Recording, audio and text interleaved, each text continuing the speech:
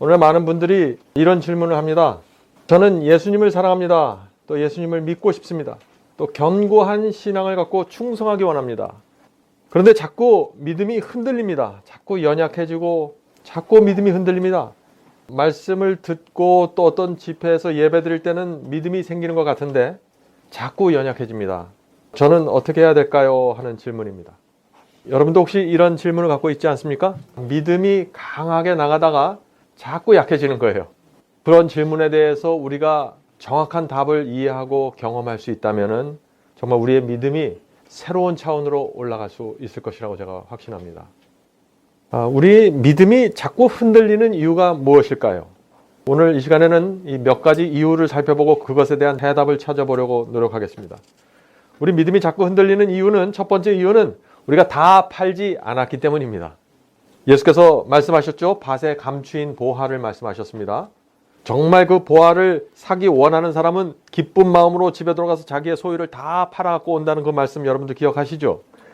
마태복음 13장 44절에 그 말씀이 있습니다. 마치 밭에 감추인 보화와 같으니 사람이 이를 발견한 후 숨겨두고 기뻐하여 돌아가서 자기의 소유를 다 팔아 그 밭을 샀느니라.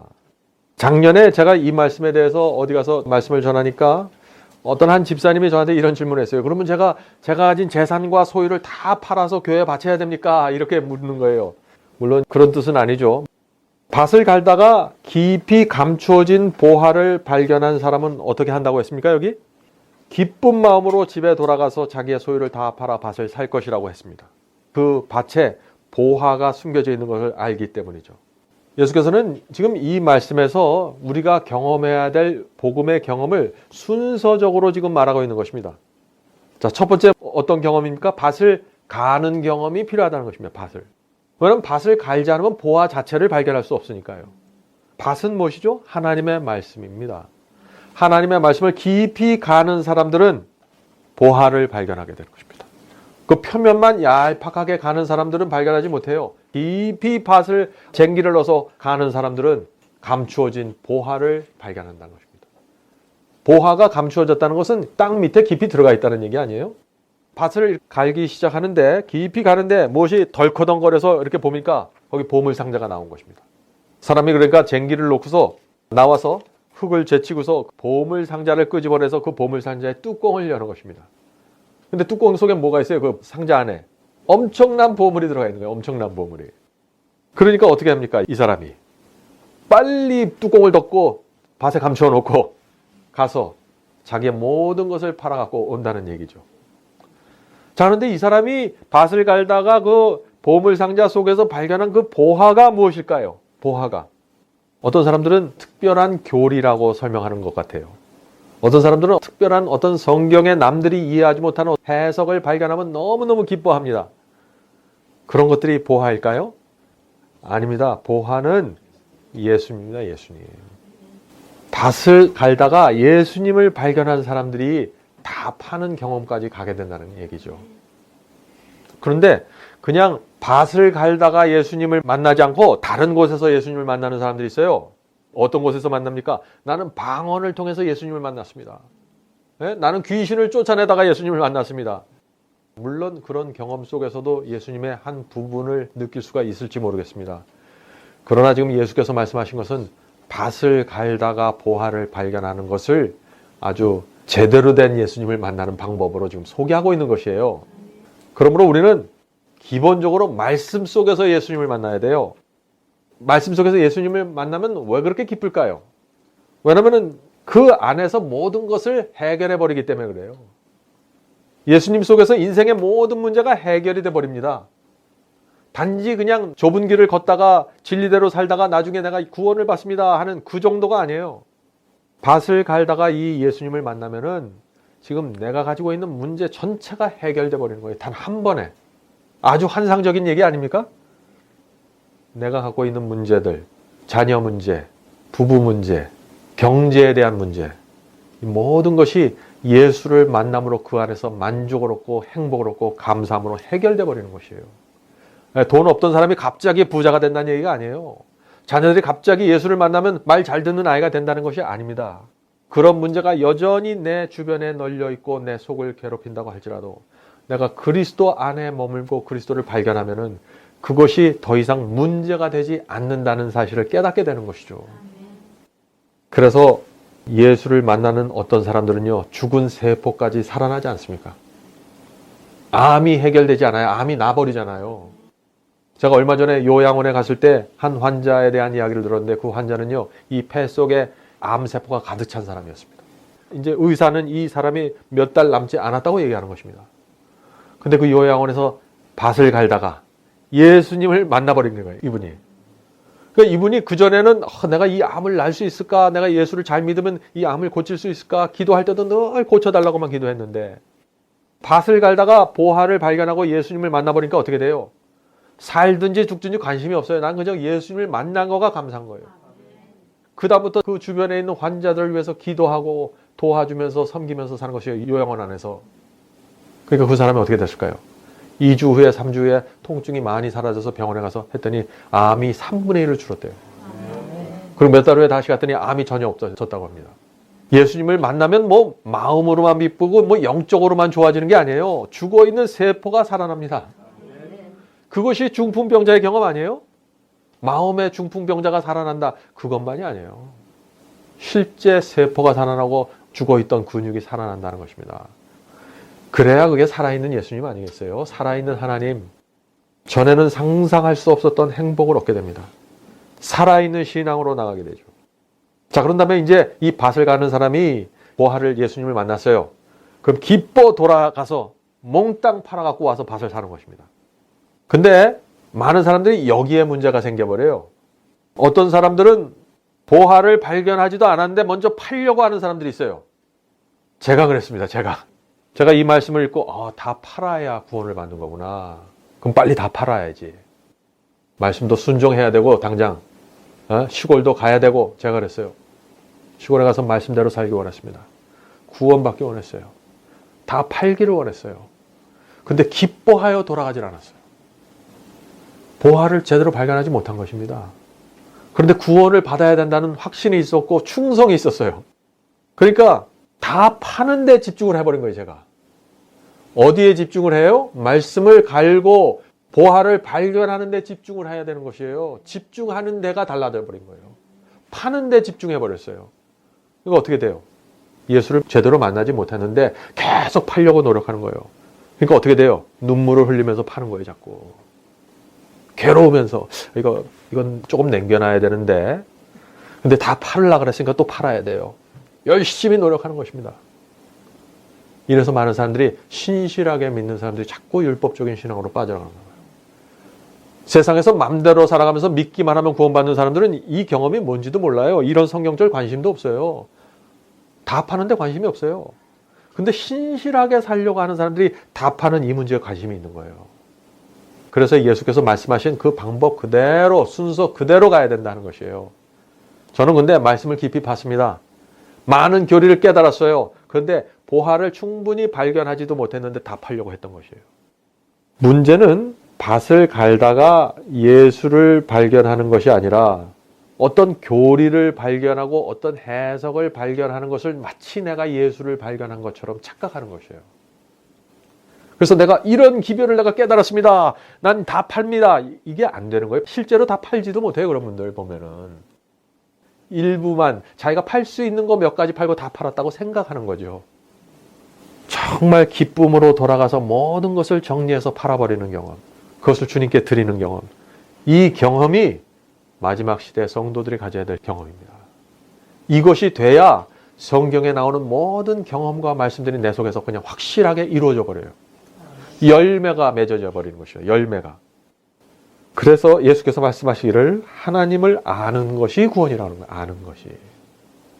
하나님을 알면은 거기서 그냥 구원이 이루어져 버리는 거예요. 제가 저번에 한번 말씀드렸습니까?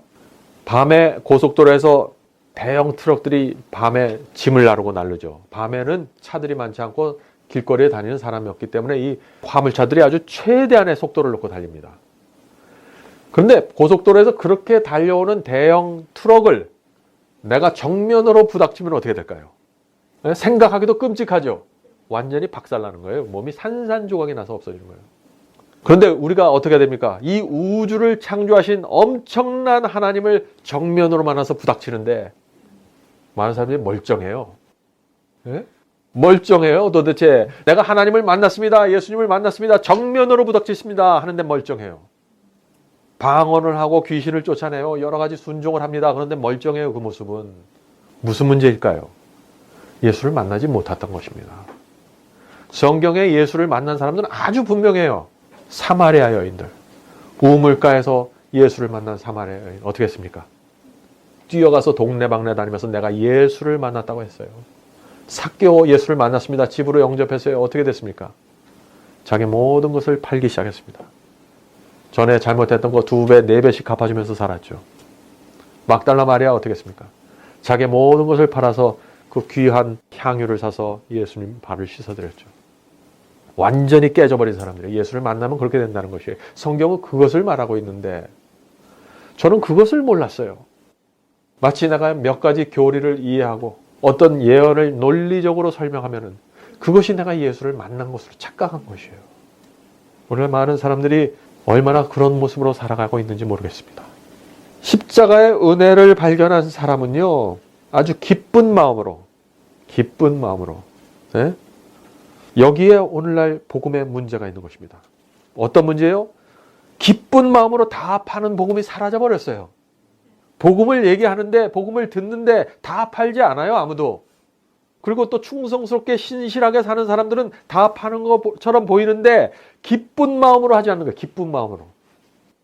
자, 이 다 파는 복음이 사라져 버렸습니다. 오늘날 기독교 안에. 그러니까 어떤 복음이 나오기 시작했습니까? 다 팔지 않아도 구원받습니다 라는 복음들이, 설교들이 쏟아져 나오는 거예요. 예? 믿기만 하면 그냥 구원받는 것처럼 돼버리는 거예요. 하나님께서는 이 세상에 태어날 때 이미 구원과 멸망을 예정해 놓으셨기 때문에 누구든지 예수를 믿기만 하면 바로 하나님의 예정 속으로 들어가 버리는 거예요. 하나님께서 예정하셨기 때문에 내가 팔지 않아도 돼요. 하나님의 예정에 의해서 구원이 이루어지니까. 내가 교회를 다니고 예수를 믿기로 선택한 그 순간부터 하나님의 예정 속에 들어가는 거예요. 내가 무슨 짓을 해도 예정이 되는 거예요. 이루어지는 거예요. 하나님의 예정을 누가 망가뜨려요? 얼마나 기쁠까요? 오늘 많은 기독교인들의 문제는 뭔지 아십니까? 예수를 만났다고 해요. 구원받았다고 합니다. 근데 다 팔질 않았어요. 전혀 안 팔아요. 밭도 갈지 않아요. 실제로는. 예수만 만났다고 해요. 예수님의 말씀 속에 오늘날 기독교의 문제가 그대로 나와 있는 거 아닙니까? 그런 복음들이 오늘날 기독교에서 가장 인기 있는 복음들이라 하는 것입니다. 또 어떤 사람들은 어떻게 해요? 예수께서는 다 팔라고 하는데 60%만 팔아도 구원받습니다 해요. 하나님의 복음을 마음대로 디스카운트 해주는 거예요. 교회를 성장시키기 원하는 마음이 있으니까 자꾸 디스카운트 시켜주는 거예요. 당신은 70%야, 난 30%야. 이런 식으로 사는 거예요. 뭐 세일이에요, 지금 세일. 복음이 세일으로 팔려나가고 있는 거예요. 장터에서. 60% 해줄게, 우리 교회 오십시오. 저쪽에서는 그래? 그러면 나는 30%. 그래? 나는 아무것도 안 팔아도 돼. 이렇게 되는 거예요. 수많은 사람들이 예수께서 말씀하신 그 다 팔게 하는 복음을 자기 마음대로 할인시켜 주면서 지금 복음을 나눠주고 있다는 것입니다.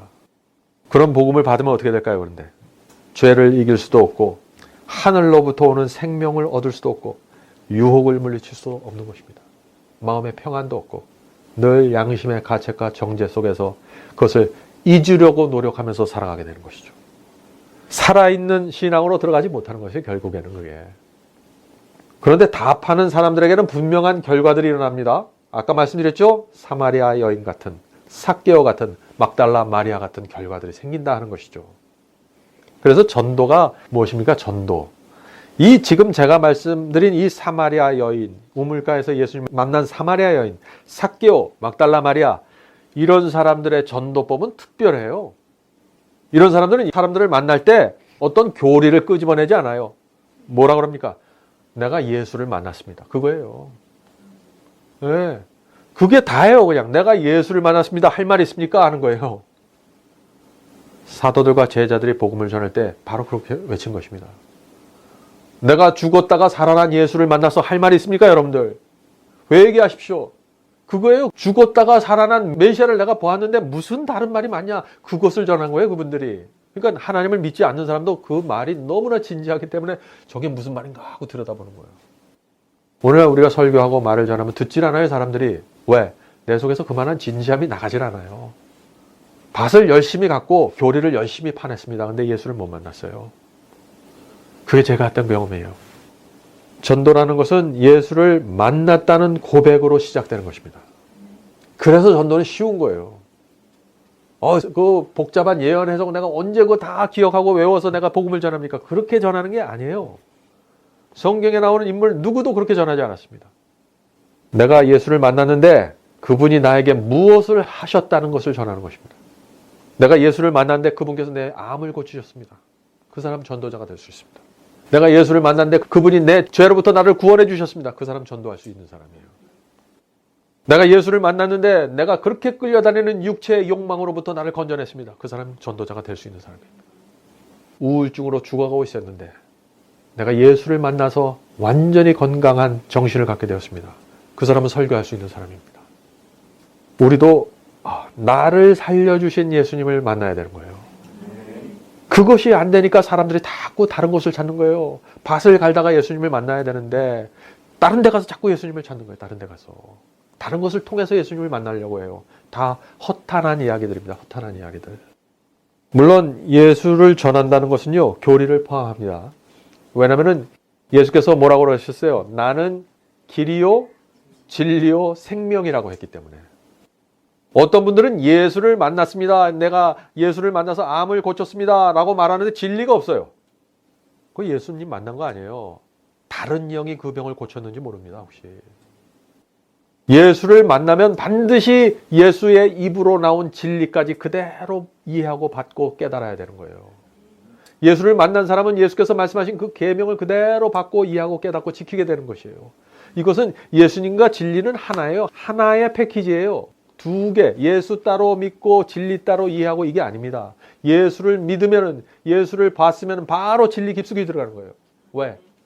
예수께서 하신 그 말씀이 의미를 알기 원하는 소원이 올라오기 때문에 그런 거죠.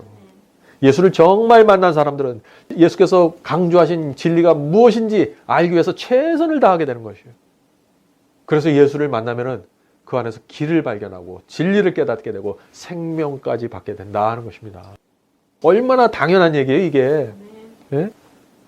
성도 여러분, 성경이 말하는 구원은 오직 하나인데 그것은 기쁜 마음으로 자기의 마음과 생애를 다 팔아서 주님께 바치는 것이에요. 왜 기쁜 마음으로 팔까요? 너무나 값비싼 것을 자기가 발견했으니까. 손해보는 게 자기가 하나도 없어요. 오늘 많은 사람들이 예수를 믿고 파는데 자꾸 자기가 손해본다고 느끼면서 팔아요. 그러니까 얼굴에 구름이 끼고 걱정하면서 내가 이거 다 팔아도 될까? 근심하면서 파는 거예요. 기뻐 돌아가서 파는 게 아니라 보화를 발견했는데 근심하여 돌아가서 파는 거예요. 근심하여. 내가 좁은 길을 끝까지 갈 수 있을까? 너무 좁은 길 아니야? 왜 자꾸 그 주께서 인도하시는 길이 그렇게 좁게 느껴질까요? 보화를 발견하지 못했어요. 마태복음 13장 45절과 46절 보죠. 이 말씀도 똑같은 얘기예요. 또 천국은 마치 좋은 진주를 구하는 장사와 같으니 극히 값진 진주 하나를 만나매 가서 자기의 소유를 다 팔아 진주를 샀느니라. 똑같은 얘기죠. 예수님이 똑같은 복음을 얘기하는 것입니다. 값진 진주를 만나는 경험이 있으면은 빨리 돌아가서 자기의 소유를 다 팔아 오는 것입니다. 진주를 사기 위해서. 그런데 문제는 뭐냐? 다 팔지 않는 사람들이 마지막 성령의 역사를 기다리고 있다는 것이에요. 다 팔지 않으면서도 늦은 비를 기다리고 있다는 것이에요. 다 팔지 않으면서도 그리스도의 재림을 기다리고 있다는 것이에요. 이게 문제예요, 이게. 다 팔지 않은 사람들이 그리스도의 성품이 내 속에서 재현되기를 기대하고 있다는 것입니다. 허망한 기대죠. 어떻게 그런 일이 있을 수 있겠습니까? 이 마지막 성령의 역사에 참여한다는 것, 늦은 비 성령을 받는다는 게 뭐예요? 내가 안수해서 죽은 자를 살리는데 성령의 능력이 그렇게 흘러나가는데 내가 여전히 겸손한 거예요. 그런 사람들에게 성령이 임하는 거죠. 내가 손을 대고 지나가면 안진뱅이가 일어나고 눈이 떠져요. 완전히 수십 년 동안 눈이 맹인이었던 사람이 눈이 떠집니다. 내 속에서 그런 능력이 나가버려요. 성령께서 임하시면은. 그런데 내가 여전히 어린아이처럼 주님, 저는 주님 없으면 안 됩니다. 그렇게 살아가는 사람들이에요. 그래서 14만 4천인의 특징이 뭐예요? 어린 양이 인도하는 대로 어디든지 따라가는 자들. 어린아이처럼 그 손 붙잡고 간다는 거예요. 그거는 어린아이처럼 주님이 동쪽으로 오면 나도 가겠습니다. 주님이 풀문불 속에 들어가면 나도 들어가겠습니다. 어린아이 같은 신앙이에요. 겸손한 신앙이에요. 그런 사람들은 다 파는 복음이 들려올 때 그것을 반드시 붙잡게 된다는 것입니다. 그리고 그 속에 들어가서 정말 능력 있는 복음을 경험하게 된다. 굉장히 중요한 얘기입니다. 자, 그래서 예수께서 이 라오디게아 교회를 향해서 하신 말씀을 보면은요, 이 라오디게아의 영적 죽음, 뜨뜻미지근한 데서 살아나는 방법에 대해서 얘기하면서 사야만 된다고 말씀하시는 거예요. 사야만 된다고. 네? 그 말씀이 어디 있습니까? 요한계시록 3장 18절입니다. 내가 너를 권하노니 내게서 불로 연단한 금을 사서 사라 그랬죠? 부요하게 하고 흰옷을 사서 입어 벌거벗은 수치를 보이지 않게 하고 안약을 사서 눈에 발라보게 하라. 왜 마지막 시대 교회를 향해서 자꾸 사라는 얘기를 하실까요? 라오디게아 교인들은 다 팔지 않는 사람들이에요. 팔아야 사잖아요. 산다는 것은 뭐예요? 무엇을 주고 사는 거 아니에요? 내가 무엇을 주고 사는 거예요? 내가 무엇을 주어야 예수께서 말씀하신 이 세 가지 경험을 내가 살 수 있을까요? 내 마음과 생애 전체를 드리는 것입니다. 그것이 산다는 개념이에요. 사람들은 구원은 거저주는 선물 아닙니까? 그거는 맞아요. 내가 믿음으로 선물로 구원을 받는 것은 맞습니다. 근데 그 과정 속에 다 팔아야만 그것을 받을 수 있게 돼 있어요. 경험이. 사탄이 이 세상을 그렇게 만들어 놨어요. 여러분도 한번 진리대로 한번 살기로 결심해 보십시오. 팔지 않고 살 수 있어요? 안 돼요. 마음과 세계를 전체를 들여야 진리대로 가면서도 이 믿음이 무너지지 않고 연약해지지 않는 것입니다. 근데 다 팔지 않으니까, 사지 못하니까 자꾸 연약해지는 거예요. 자꾸 연약해지고. 불로 연단한 믿음을 사야 되는데 그걸 사질 못하는 거예요. 안약을 사야 되는데 사질 못하는 것입니다. 흰옷을 사야 되는데 사질 못하는 거예요. 그러니까 자꾸 무너지는 거예요. 조금 가다가 무너지고 쓰러지고. 자, 믿음이 지금 자꾸 흔들리는 이유에 대해서 우리는 지금 살펴보고 있죠. 첫 번째 이유, 다 파는 복음을 이해하고 깨닫고 받아들여야 된다. 두 번째 이유는요, 그리스도의 재림을 기다리는 신앙이 있어야 됩니다. 재림신앙입니다. 재림신앙. 선지자 다니엘은 세상 끝에 가장 큰 환란이 올 것을 예언했죠. 다니엘서 12장 1절에 그 말씀이 있습니다. 그때 내 복음을 호위하는 대군 미가엘이 일어날 것이요 또 환란이 있으리니 이는 개국 이래로 그때까지 없던 환란일 것이며. 우리 앞에 놓여 있는 환란은요, 중세기 암흑기에 일어났던 환란이 아니에요. 그때는 유럽에만 있었죠. 전 세계적으로 오는 환란. 개국 이래로 없던 환란. 나라가 생겨나고 나서 존재하지 않았던 엄청난 환란이 오는 것입니다. 예수께서도 그 말씀을 하셨어요. 마태복음 24장 21절에 이 말씀이 있습니다. 이는 그때 큰 환란이 있겠습니다. 창세로부터 지금까지 이런 환란이 없었고 그 후에도 없으리라. 선지자 다니엘이 했던 말과 똑같은 예언을 지금 하고 있는 것입니다. 자, 그런데 이 역사 이래 없었던 가장 큰 환란이 어떤 환란입니까? 어떤 환란이에요? 요한계시록 13장에 나오는 환란이죠. 짐승의 환란 아니에요? 짐승의 표 환란. 네? 누구든지 짐승의 우상에 경배하지만 누구든지 다 죽임을 당할 수밖에 없는 그런 환란이 지금 우리 앞에 놓여 있는 것이에요. 그런데 참 희한한 것은요, 이렇게 예수님도 말씀하셨고 요한계시록에서도 강조하고 있고 선지자 다니엘도 얘기하는 이 환란을 준비하는 사람들이 거의 눈에 보이지 않습니다. 왜 그럴까요? 성경은 분명하게 얘기하고 있는데 그리스도의 재림을 기다리지 않는 거예요. 재림을 기다리면 재림 앞에 바로 이런 사건들이 있기 때문에 당연히 이런 환란들에서 말하고 준비하게 되어 있습니다. 근데 재림을 기다리지 않기 때문에 예언에 관심이 없어졌어요. 성도 여러분, 지구 역사 마지막에 있는 이 예언을 믿으려면요, 예언을 믿을 수 있는 신앙이 준비돼야 돼요. 아무나 예언을 믿을 수 있는 것이 아닙니다. 많은 사람들이 다니엘서와 요한계시록의 강의를 다 3개월 동안 공부를 마쳤어요. 저 예언학교에 들어와서. 그러나 그 예언을 실제로 받아들이고 믿는 사람들의 숫자는 너무나 작습니다. 왜 그럴까요? 그들에게 재림신앙이 없기 때문이에요. 재림을 기다리는 믿음이 없습니다. 재림을 기다리지 않는데, 재림을 사모하지 않는데 짐승의 표가 무슨 의미가 있어요? 그것이 내가 살아있는 동안에 이루어지지 않는데 짐승의 표가 무슨 의미가 있어요? 내가 그리스도의 재림을 살아서 맞이하지 않는다고 생각하는데 이 예언이 무슨 의미가 있어요? 아무 의미가 없는 것이에요. 다니엘서와 요한계시록을 다 애운다고 할지라도 재림을 기다리는 신앙이 없으면 의미가 얻게 되는 것입니다. 그러므로 재림신앙이 무엇입니까? 여기서부터 중요합니다. 재림신앙이란 내가 살아있는 동안 반드시 그리스도의 재림을 맞이한다는 신앙입니다. 내가 살아있는 동안 무조건 내가 그리스도의 재림을 맞이한다는 신앙이에요. 그것이 재림신앙이에요. 징조가 어떻게 돌아가든지 간에, 사건이 어떻게 돌아가든지 간에 상관없습니다. 나는 내가 살아있는 동안 반드시 그리스도의 재림을 맞이한다는 신앙이에요. 여러분들 연세가 어떻게 되십니까? 어떤 분들은 20대, 어떤 분들은 70대, 80대가 될 수도 있겠죠. 내 나이에 상관없이 내가 죽기 전에 살아있는 동안 반드시 나는 그리스도의 재림을 맞이한다는 신앙입니다. 이게 재림신앙이에요. 이 신앙을 가져버리면은요, 그다음부터는 다니엘서와 요한계시록에 있는 모든 사건들이 내가 실제가 돼버려요. 다니엘서와 요한계시록에 나오는 그 모든 예언들을 내가 실제로 통과하게 될 것을 확신하기 때문에 그런 거예요. 그런 사람들은 예언을 공부할 때 눈이 커져요. 네? 이 예언을 통과할 때 어떤 사람들이 이 예언을 통과하게 될까? 준비는 내가 어떻게 해야 될까? 내 신앙이 어떻게 돼야 될까? 내 믿음은 어떻게 돼야 될까? 다니엘서가 요한계시록이 나한테 완전히 살아있는 책이 돼서 나타나게 되는 것입니다. 제가 재림신앙을 말하면요, 많은 사람들이 이런 질문을 합니다. 우리 할아버지도 평생 재림을 기다리다가 돌아가셨는데요. 맨날 징조만 기다리다가 징조가 나타나지 않고 실망하고, 징조가 있을 땐 활짝 깨어나고, 또 그러다가 또 홍수가 안 나면 또 한동안 기가 죽어 있고, 믿음이 연약해지고, 그러다가 또 저쪽에서 지진이 난다 그러면 또 한자 깨어나서 기도하고 회개하고, 우리 할아버지도 그렇게 다가 돌아가셨어요. 이런 얘기하는 거예요, 지금. 그래서 사람들이 그런 모습을 보면서 그 후대의 사람들이 재림신앙을 잃어버린 것입니다. 그 악순환을 깨는 방법이 진짜 재림신앙을 갖는 거예요. 지금 제가 말씀드린. 내가 살아있는 동안 반드시 무조건 그리스도의 재림을 맞이한다. 그런 정신으로 살아보세요. 어디 믿음이 흔들려요? 어떻게 믿음이 연약해질 수가 있어요? 내가 살아있는 동안 주님을 만나는데, 하늘에 올라가는데. 악순환에서 벗어나야 됩니다.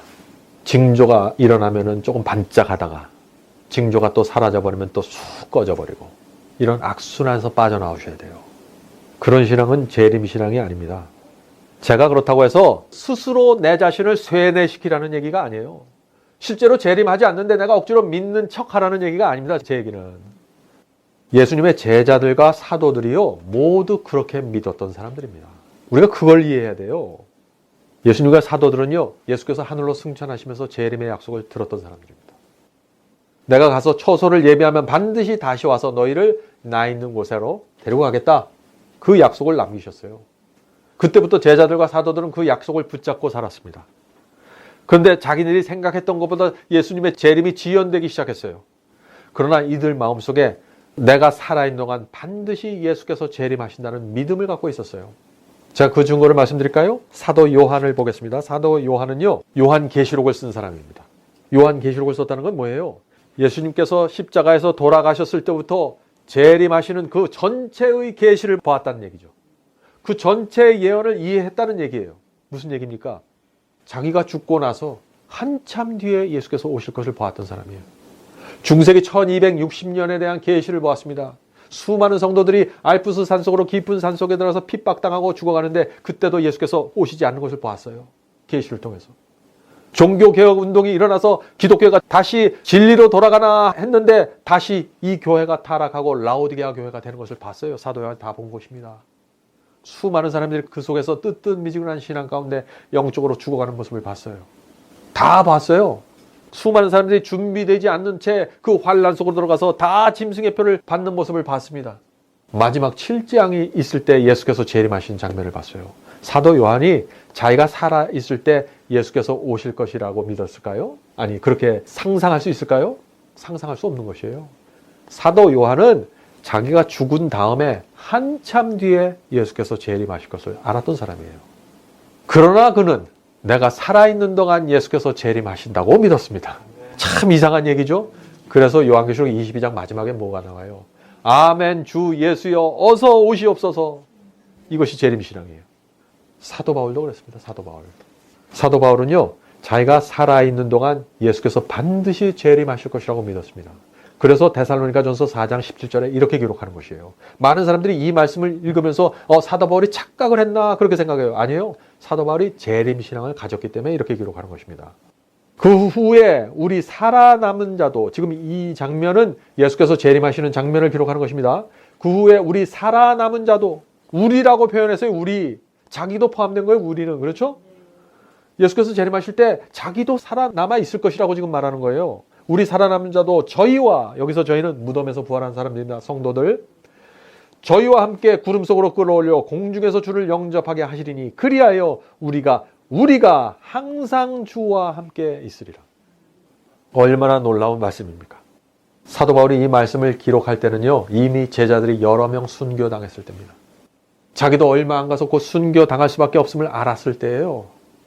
그러면서 여전히 우리 살아남은 자도 우리가 항상 주와 함께 있을 것이라고 지금 성경을 기록하고 있는 것이에요. 이게 재림신앙이에요. 무엇이 문제입니까? 내가 살아있는 동안 반드시 무조건 그리스도의 재림을 맞이한다는 게 뭐가 문제예요? 극단이 아니에요. 쇠뇌가 아닙니다. 신앙이에요. 제자들의 신앙입니다. 바울은요, 자기가 살아있을 때 예수께서 오실 수 없음을 알았어요. 먼저 불법의 비밀이 나타날 것이라고 말했어요. 먼저 중세계 적그리스도 세력이 이 땅에 교회를 지배할 것을 알았습니다. 그런 예언을 했어요. 그런 다음에 예수께서 올 것이라고 기록했습니다. 자기가 살아있는 동안에 예수께서 오지 못한다는 사실을 알았어요. 그러나 그리스도의 재림의 장면을 기록하면서 나도 그 자리에 있을 것이라고, 살아서 그리스도의 재림을 맞이할 것이라고 기록한 것입니다. 이게 재림신앙이에요. 여러분들 살아있는 동안에 반드시 예수께서 오신다고 믿고 살아가십시오.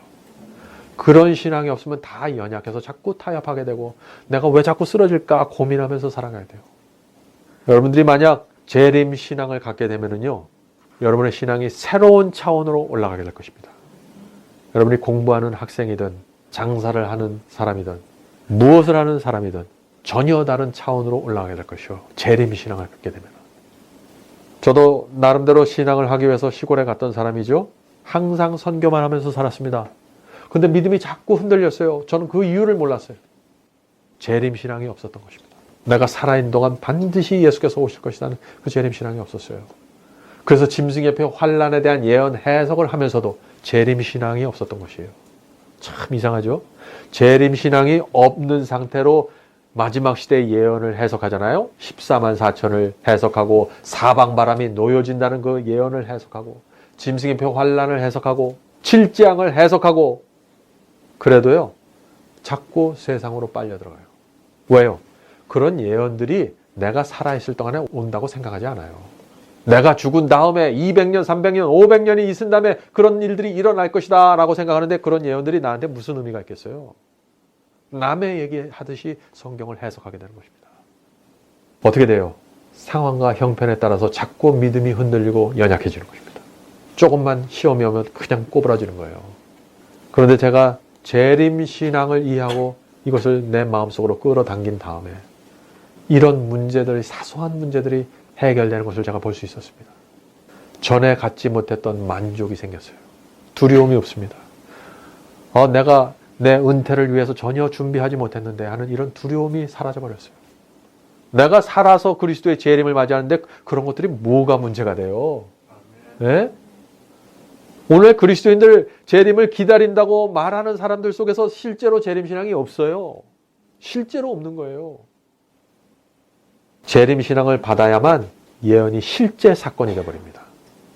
그렇게 되면 그런 사람들은 말이 달라지고 표정이 달라지고 살아가는 모습이 완전히 달라지게 되는 것이죠. 성경이 말하는 그 신앙 전체를 받아들여야 돼요. 예수만 믿는다고 해결되는 문제들이 아니에요, 이게. 마지막 시대 예언 하나하나가 제게는 너무나 중요한 사건이 되어버리고 말았습니다. 재림신앙을 받게 돼서. 자, 예언을 제가 말씀드리니까 또 한 가지 좀 말씀드리겠습니다. 이번에 제가 중국에 갔을 때 한 분이 이런 질문을 했습니다. 저도 처음 받는 그런 질문이었는데 순간적으로 좀 당황했어요. 근데 그때 성령께서 참 제게 올바른 대답을 주셨다 하는 그 생각 들었습니다. 그 질문은 이런 것입니다. 이미 모든 것이 다 예언되어 있고 예언대로 성취될 것인데 왜 사탄이 자꾸 말썽을 부립니까? 14만 4천이 생길 것이고 사방바람이 놓여지고 짐승의 표 환란이 오면은 자기가 이기는 것 같은데 결국엔 다 자기가 질 텐데, 자기를 따르던 짐승의 모든 세력들이 결국 다 죽임을 당하고 예수께서 오셔서 심판받아서 멸망당할 텐데, 천년교회 지옥불을 받아서 다 죽을 텐데, 사탄과 악령들이 왜 자꾸 문제를 일으킵니까? 교회를 괴롭히고. 왜 그럴까요? 예언은 그대로 이루어진다고 우리가 믿지 않아요. 그렇잖아요? 지금까지 이루어진 구약시대 예수 그리스도의 초림에 대한 예언이 100% 확실하게 성취됐잖아요. 모든 예언들이 지금까지 역사적으로 중세기를 통해서 지금까지 정확하게 성취됐잖아요. 사탄이 그걸 다 봤잖아요. 다니엘과 요한계시록을 사탄은 너무나 잘 압니다. 그런데 왜 지금도 말썽을 부리고 하나님과 대적하려고 애를 쓰냐? 그 질문을 하는 거예요. 어떻게 대답하시겠습니까? 사탄은 정확하게 알아요. 이 모든 사실을. 그런데 그 예언을 믿지 않는 것입니다.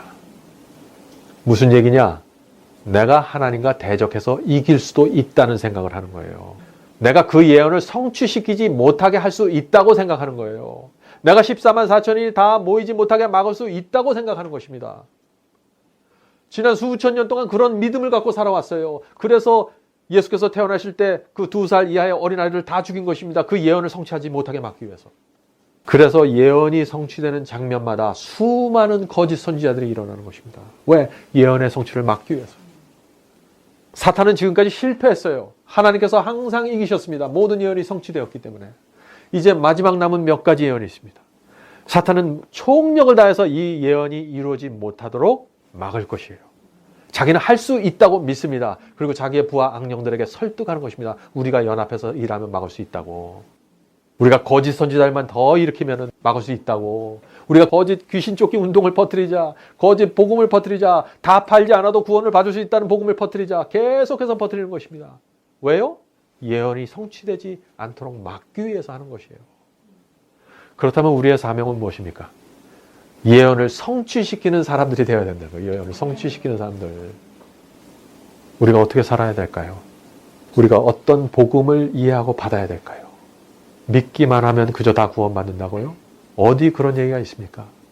다 파는 복음입니다. 근데 억지로가 아니라 울면서가 아니라 기뻐하여. 성경은 지금 이 시대를 흔들림의 시대라고 부릅니다. 흔들림. 흔들림은요, 세 가지를 통해서 옵니다. 첫 번째, 무엇을 통해서요? 이 세상의 세속을 통해서 들어와서 사람들을 흔들어놔요. 돈에 대한 사랑, 세상에 대한 사랑이 교회 안에 들어와서 수많은 사람들을 흔들어 놓습니다. 그것을 붙잡는 사람들은 전부 가라지가 돼서 떨어져 나가는 것들이에요. 또 두 번째 흔들림이 있어요. 진리가 들어와서 흔들어요. 진리가 들어와서 다 팔게 하는 복음이 들어와서 흔들어 놓습니다. 그럼 사람들이 그 복음을 잡는 사람이 있고 거절하는 사람들이 있어요. 잡는 사람들은 알곡으로 익어가고 성장해서 열매를 먹고 성령을 받게 됩니다. 하나님의 14만 4천의 경험 속으로 들어가게 되는 것이죠. 그 다음에 마지막 세 번째 경험은 거짓 복음이에요. 사탄이 거짓 복음을 집어넣어서 흔들어 놓는 것입니다. 그것을 듣기 좋고 내 마음을 기쁘게 한다고 해서 그것을 다 받아들이는 사람들은 결국은 다 흔들려서 떨어져 나가게 되는 것이죠. 그래서 진리와 거짓 복음과 세상에 대한 자랑, 돈에 대한 자랑이 온 교회 속에 밀려 들어오면서 그 속에서 사람들이 자기의 운명을 결정하는 것입니다. 흔들림이에요, 이것이. 이것을 통해서 하나님께서 누가 정말 내 백성인지 확인하시는 것이에요. 확인되면 인치고 사방바람이 놓여지면서 짐승의 표 환란으로 들어가게 된다는 것입니다. 지금 우리가 어떻게 살아야 될까요? 우리의 믿음이 언제까지 이렇게 연약하고 흔들리고 쓰러지게 될 것입니까? 그렇게 하지 말아야 된다는 얘기죠. 자, 마지막으로 한 말씀만 드리고 마치도록 하겠습니다. 이 앞에서 제가 재림신앙을 말씀드렸죠? 내가 살아있는 동안 반드시 무조건 그리스도의 재림을 맞이한다는 신앙이에요. 얼마나 기가 막힌 얘기예요, 이게. 생각만 해도 너무 기쁘지 않습니까? 내가 살아있는 동안 무조건 예수님을 만난다. 그런 사람들은요, 바로 다음에 지금 말씀드릴 이 세 번째 신앙을 갖게 되는데 그것은 나그네 신앙입니다. 나그네 신앙. 제가 지난번에 한번 말씀드렸죠? 나그네 신앙. 그 말씀이 어디 있습니까? 베드로전서 2장 11절입니다. 사랑하는 자들아, 나그네와 행인 같은 너희를 권하노니 영혼을 거스려 싸우는 육체의 정욕을 제어하라. 무슨 말이에요? 나그네 신앙을 가져야 육체의 정욕이 제어된다는 것이에요. 그렇죠? 여기에 제 문제가 있었어요. 또 제가 문제가 많았던 사람이에요. 그죠? 저는 예수님을 정말 사랑했고 믿었어요. 정말 그분을 따라가기 원했습니다. 근데 저한테는 나그네 신앙이 없었어요. 왜? 내가 살아있는 동안 반드시 무조건 그리스도의 재림을 맞이한다는 신앙이 없었기 때문에. 내가 나그네로 살아야 될 이유가 없었어요. 재림 신앙을 가지면 따라오는 것이 나그네 신앙인데 재림 신앙이 없으니까 나그네 신앙은 갖기가 어렵죠. 그런데 사도 베드로는 뭐라는 거예요? 나그네 신앙을 가진 사람들은 육체의 정욕을 제어할 수 있다. 왜 그럴까요? 왜 나그네 신앙을 가지면 이 육체에 끌려다니지 않을 수 있을까? 나그네는요, 이 세상에 관심이 없습니다. 결국 이 세상은 스쳐 지나가는 거예요. 잠시 잠깐이면 끝나는 거예요. 내가 갈 곳은 따로 있어요. 내 관심은 그곳에 있어요. 난 이 세상의 땅값에 관심이 없어요. 이 세상에 뭐 아파트값이 어느 동네가 내리고 어느 동네가 올리고 관심 없어요. 물론 지혜롭게 판단을 해야 돼요. 경제적인 문제는. 그러나 그거에 매몰돼서는 안 된다는 얘기죠. 오직 관심은 뭡니까? 내가 이 여행을 무사히 마치고 집에 돌아가야 한다는 것입니다. 그것이 재림신앙이고 그것이 나그네 신앙이에요. 그 신앙을 가지면은 이 세상의 쾌락과 유혹이 내게 전혀 힘을 못 쓰게 됩니다. 사탄이 내 주변을 에워싸고 있어도 전혀 나에게 영향력을 줄 수 없어요. 내 관심은 이 세상이 아니기 때문에, 나그네이기 때문에. 얼마나 멋있어요. 오늘 우리가 공부하는 이 세 가지 신앙, 뭡니까? 예수님의 사랑과 은혜를, 보화를 발견하고 기쁜 마음으로 돌아가서 모든 것을 파는 그 믿음, 그 믿음을 우리가 가질 수 있다면 그리스도의 재림을 맞이할 것입니다. 또 어떤 사람이 이 믿음을 흔들리지 않고 이렇게 견고하게 서 있을까 하는 이런 질문은요, 단순해요. 대답은 내가 살아서 반드시 그리스도의 재림을 맞는다. 이 믿음이 있으면요 흔들리지 않습니다. 그것이 바로 초대교회 성도들과 사도들이 그렇게 많은 핍박과 가난 속에서도 꿋꿋하게 죽는 그 순간까지 믿음을 유지할 수 있었던 이유입니다. 그들은 무슨 환상적인 가운데 뭐 구름 위에 붕붕 떠다니면서 살던 사람들이 아니에요. 똑같아요. 성도 여러분, 우리가 정말 그리스도를 사랑하면은 그분을 기다리게 되어 있습니다. 기다리는데 그냥 기다리지 마십시오. 내가 살아있는 동안 그리스도의 재림을 반드시 볼 것이라는 확신을 갖고 살아가시길 제가 간절히 바랍니다. 하늘에 계신 저희들의 아버지, 저희가 하나님을 믿는 믿음을 주셔서 감사합니다. 저희가 하나님이 없었다면 저희가 어떻게 되었을까요? 저희가 얼마나 슬프고 비참한 모습으로 살았을지 생각하기도 두렵습니다. 주님, 저희가 이 세상에 살면서 하나님을 믿게 해 주셔서 감사합니다. 또 진리를 주셔서 가는 길을 보여주셔서 감사합니다. 저희가 주님을 따를 때 정말 기뻐하는 마음으로 따를 수 있도록 도와주시옵소서. 사탄이 우리를 괴롭히고 유혹할지라도 저희 마음속에 있는 기쁨이 그 모든 것을 제압할 수 있도록 도와주시옵소서. 하늘에 계신 아버지, 복음을 주셔서 감사합니다.